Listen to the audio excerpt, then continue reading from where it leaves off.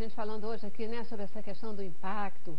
Por que é tão polêmica a questão do reconhecimento do curso de teologia? Gente, eu tenho um monte de perguntas, sim, pergunta de processo, né, papel do sindicato dos pastores, grade curricular, esse negócio todo, mas olha, eu não estou querendo falar nada disso, não. Eu não estou querendo falar nada disso, não. E como esse negócio é polêmico, eu quero começar por essa pergunta aí. Qual é o incômodo de se dizer que pastor é uma profissão? Qual é o olhar para isso? Eu tenho uma tese em relação a isso. Eu acho que a palavra profissão liga um pouco ao capitalismo, né? E a questão vocacional de um pastor, ele mexe muito com a espiritualidade. Agora, é claro que o pastor, dentro de uma igreja, ele tem os seus direitos e seus deveres, como qualquer profissional. Ele tem o seu dia de dar atendimento, ele tem a sua oratória no plenário, o culto com horário marcado, a assistência que ele precisa ter dentro da sua função pastoral, né? Inclusive, pastores não têm carteira assinada, né?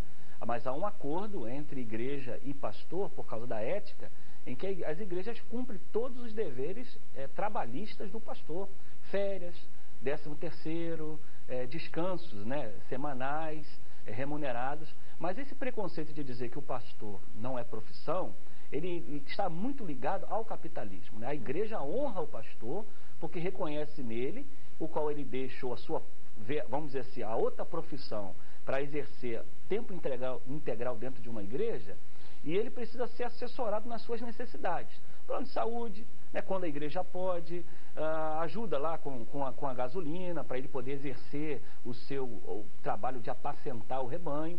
Então a igreja tem esse conhecimento, mas não há uma carteira assinada, né? Em alguns casos, não sei se existe alguma igreja que faz isso, né?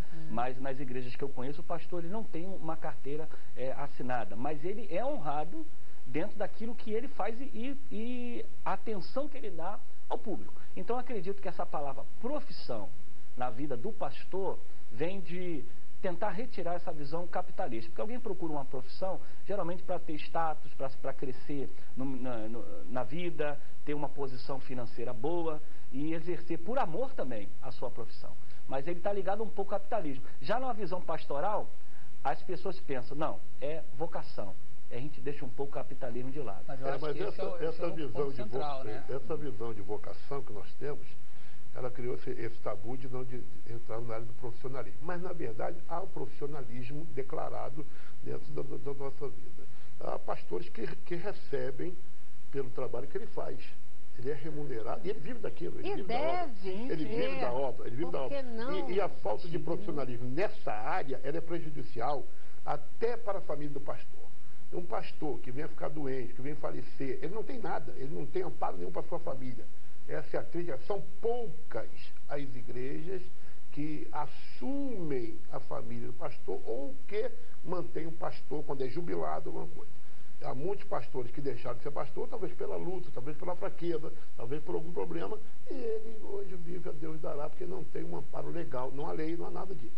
Não então, se preocupa com o futuro, com a velhice. Esse aí é um tabu a ser vencido. São Paulo, quando se projetou fazer o profissionalismo do pastor, caramba, foi um debate, uma pedrada em todo mundo, e ninguém sentou para dialogar, ninguém sentou para ver se realmente há um aspecto legal de profissionalizar o pastor nesse sentido, não tirando o vocacionado, não matando o vocacionado, mas se preocupando com aquele pastor, aquele que se dedicou, aquele que se entregou para o vocacionado, e ele tem que viver, ele tem que manter, não só ele, o pastor tem sua família, o pastor tem a sua velhice, ele vai se aposentar como? Então essa é uma preocupação que muitos pastores não têm igreja, a maioria das igrejas não tem um vínculo empregativo nessa área de pagar uma autonomia para o pastor. E esse pastor, quando fica doente, eu tive uma palestra uma vez de um pastor de renome do Rio de Janeiro, que ele chegou para ministrar um café, eu falei, esse pastor está com problema. E ele está desabafando ali no altar o problema dele. Vamos conversar com ele, ajudar ele. E um pastor conhecido. Então, pastor, o que está vendo? Eu estive doente. E minha família passou necessidade, porque foi um longo tempo de doença. Quer dizer, então, essa é a triste realidade.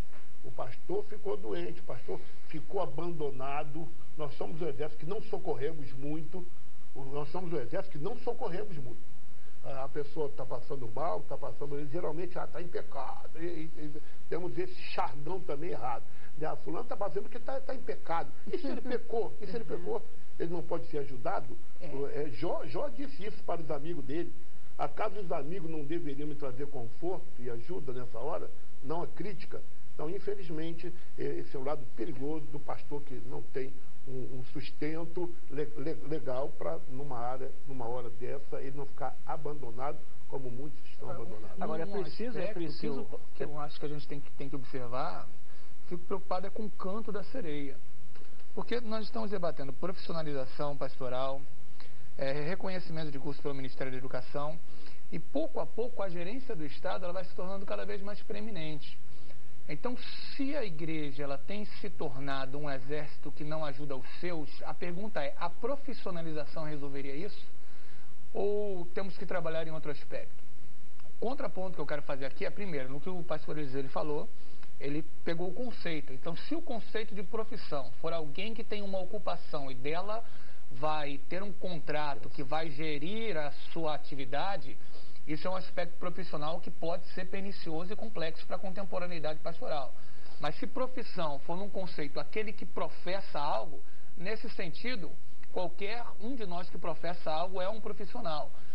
Mas como o conceito de profissão mais é aquele que tem uma atividade regida e regulamentada com um contrato, com direitos e deveres, nesse aspecto quem regula é o Estado, e mais uma vez a igreja se aproxima perigosamente em relação a uma gerência do Estado. Então, muitas vezes, a gente cai num canto de sereia em que o Estado diz, olha, eu preciso reconhecer você ou sua profissão para você ser alguém. E, biblicamente, o que a gente defendeu sempre foi que a gente precisou do reconhecimento de Deus, e nada mais. Até hoje, o meu curso de teologia não é reconhecido pelo Ministério da Educação, que é um protesto silencioso que eu faço, que não é o Ministério da Educação que pode dizer se a minha teologia é reconhecida ou não, porque eu estudei bastante num seminário sério para fazer um bacharel, um mestrado e doutorado. Respeito o ministério. Mas, biblicamente falando, sempre a igreja que disse ao ministério e ao Estado o que ele deve fazer. Então, se nós nos aproximamos perigosamente do Estado, no aspecto de que o Estado regerá o pastorado como profissão, o Estado regerá o ensino que nós damos às nossas igrejas, me parece que Constantino, o imperador do século IV, ele, de alguma maneira, aponta um pouco das suas raízes, e se nós não observarmos onde essa união Igreja-Estado deu ao longo da história, a gente pode ir num lugar muito complexo futuramente. Tem uma questão interessante. Deixa eu só ver a posição dele aqui. Eu lembro de dois exemplos, duas frases que eu ouvi uma vez que foi muito impactante. Primeiro, um determinado colega, pastor, estava se apresentando, falou assim, olha, eu sou pastor em tal lugar, tal, mas eu também tenho trabalho. Eu também trabalho, né? Ele quis dizer que ele é pastor na igreja e tem uma outra profissão. Então ele se referiu a essa outra profissão como eu tem uma profissão. Ele é pastor e tem uma profissão, ou né? seja, ele é pastor e também trabalha. Aquilo me deu um sentimento terrível, porque eu fiz um cálculo apresentando para a liderança da minha igreja uma vez, a semana que eu trabalho menos de 60 horas, eu me sinto mal porque eu não cumpri minhas funções.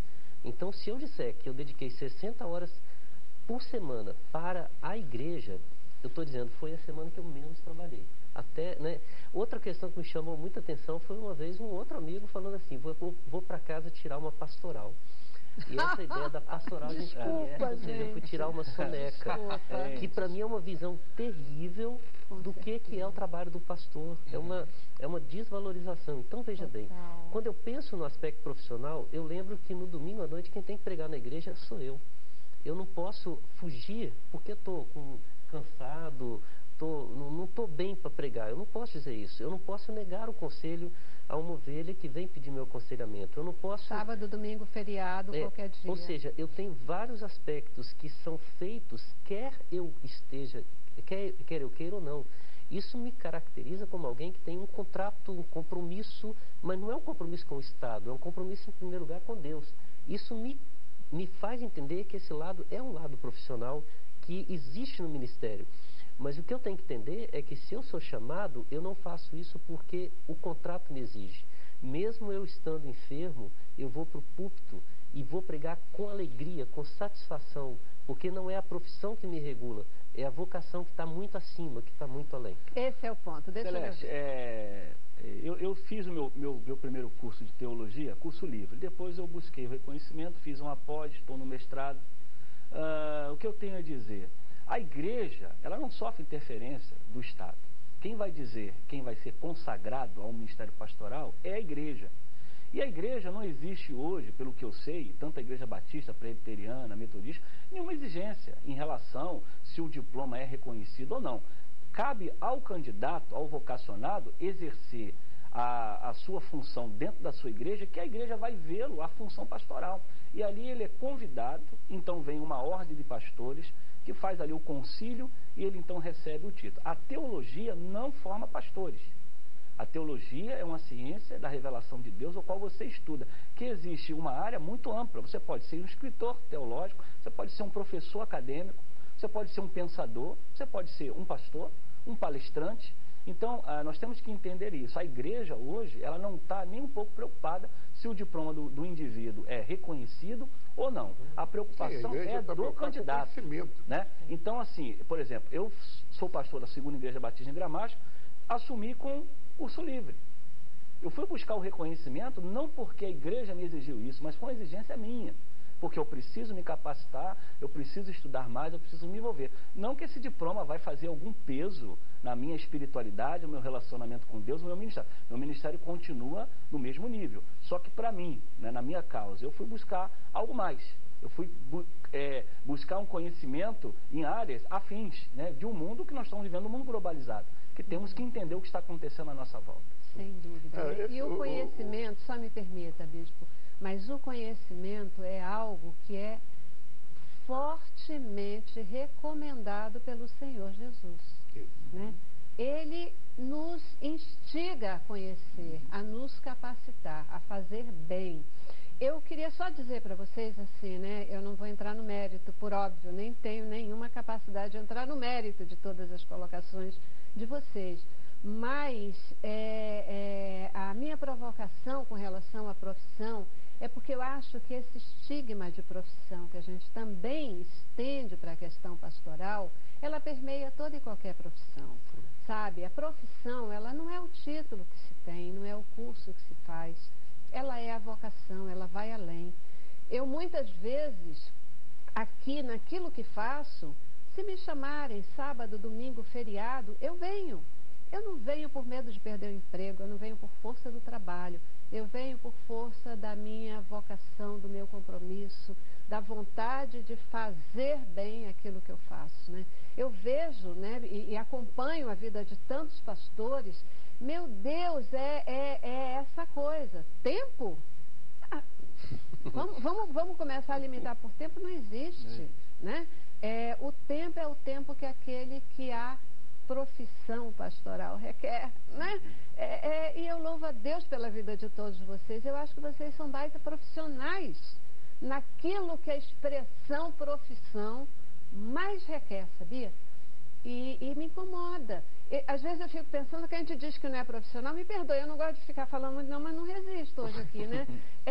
A gente fica falando na questão da não profissão, não pelos motivos que você colocou tão bem também aqui, mas é para, às vezes, não ter um reconhecimento na remuneração, não ter um reconhecimento no sustento ou na preocupação com a aposentadoria. Uma vez eu falei para o meu pastor, como é que você não paga o INSS? Não, mas depois eu me preocupo. Como depois? Se o senhor tiver ficar doente hoje, a sua esposa não tem direito a nada, o senhor não paga o INSS, não está pensando na sua família. Isso é um erro. E provoquei lá na minha igreja que a gente pensasse a respeito disso. Como provoco na sua igreja, se a sua igreja não pensa a respeito disso. Não é uma questão de profissão para dizer que profissão, ela precisa de vocação também, seja qual for a profissão. Tá bom, chega. Já dei meu recado para vocês, né? Eu preciso ir para o intervalo, nosso último intervalo, e volto já para as nossas considerações finais. Vamos lá.